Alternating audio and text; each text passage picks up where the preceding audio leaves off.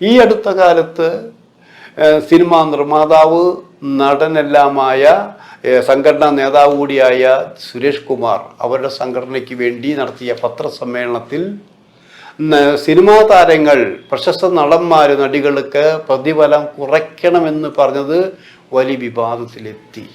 ഞങ്ങൾ പ്രതിഫലം കുറയ്ക്കില്ല, ഞങ്ങളുടെ പ്രതിഫലം ഞങ്ങളാണ് തീരുമാനിക്കണമെന്ന് പറഞ്ഞുകൊണ്ട് അങ്ങനെ അഭിനേതാക്കളിൽ ചിലരൊക്കെ രംഗത്തെത്തി. അപ്പം അതിനെ പ്രശ്നത്തിൻ്റെ പേരിൽ ഇപ്പോഴത്തെ ചെലവ് താങ്ങാൻ പറ്റില്ല, പ്രൊഡ്യൂസർമാർക്ക് ഭയങ്കര നഷ്ടം തന്നെയാണ്, കഷ്ടമാണ്, അത് ചെലവ് കുറയ്ക്കണം, ഇതെല്ലാം പറഞ്ഞുകൊണ്ടാണ് ഈ രംഗത്തിറങ്ങിയത്. അവസാനം ഈ സമരം പിൻവലിക്കാവുന്ന രീതിയിൽ എത്തിച്ച ഒരു കോംപ്രമൈസിൽ വന്നു.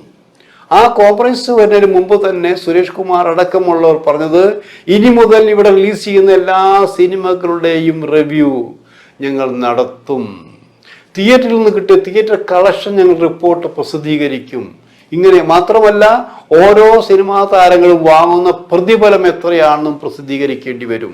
ഇതെല്ലാം പറഞ്ഞു കഴിഞ്ഞപ്പോൾ, ഇതൊരു കോംപ്രമൈസിലെത്തിയപ്പോൾ ഞങ്ങൾ വീണ്ടും ചോദിച്ചു, മുമ്പ് പറഞ്ഞ കാര്യങ്ങളെല്ലാം വീണ്ടും ഉണ്ടാകുമോ സുരേഷേ ചോദിച്ചു.